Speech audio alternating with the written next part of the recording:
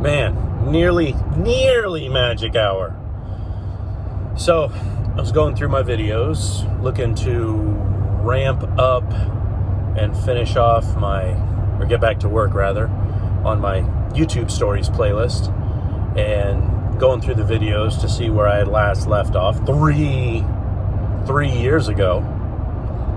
I came to a realization that better than a third, if not a solid half, of my videos that I have published on my channel don't make a lick of sense on account of them being video responses to people who no longer have videos up or published on their channel page. I didn't understand it at first, I get you leaving YouTube, but, why do you need to burn the house down as you leave? Fact of the matter is, in the case of some people, probably looking to reduce your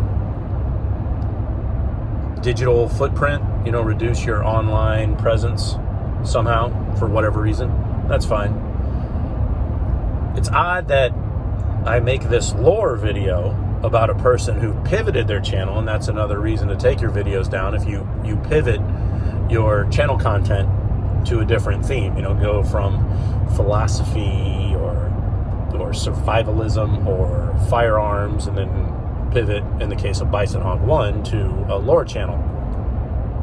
I think I only caught about 2 videos from him published about lore. I think both of them were in regards to BattleTech, which is a game that I played the video version of it, the one you do on computer. I believe there's another one that's like a card game version, maybe like a board game version. And so I'm not sure which one Bisonkawk was really referring to. Videos aren't up, so we can't exactly tell which is what.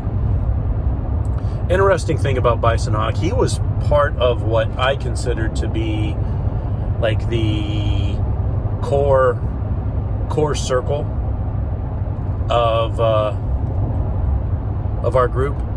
Of say like 5 or 6 of us really tight back there towards the beginning, of which, say, Urban Combat Survivor, Shall Not Be Infringed, Tactical Gearhead, Landshark 22, Metal Memory, those guys.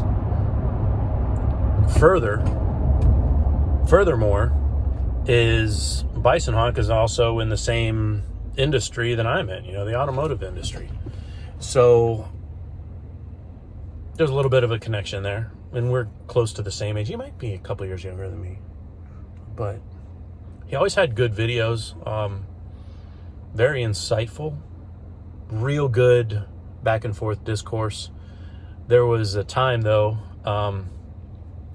he'd get a little more on the militaristic, paramilitary approach to survivalism. Definitely in and preparing for the fight kind of standpoint.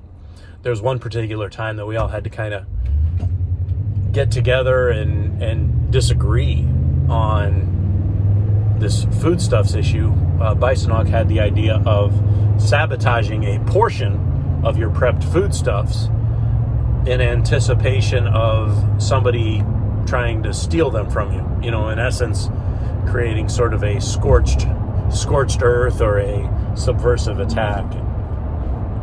It was a good topic, because to me, you got a chance to see people being moral. Haas USMC, I think, was in opposition to it. I think Shall Not Be Infringed was in opposition to it. I mean, regardless of what's what, it didn't seem right to, if you have, say, many thousands of pounds of stores of rice, to have them automatically be poisoned, or have them be poisoned if you should pass away. But to me, it was encouraging to see the people that were on the side against it. And I believe that we got somewhere with it, and it was a good conversation that needed to be had. And part of what makes a good conversation is the same thing that makes a good story. You got a protagonist and an antagonist, and you come up with a good story.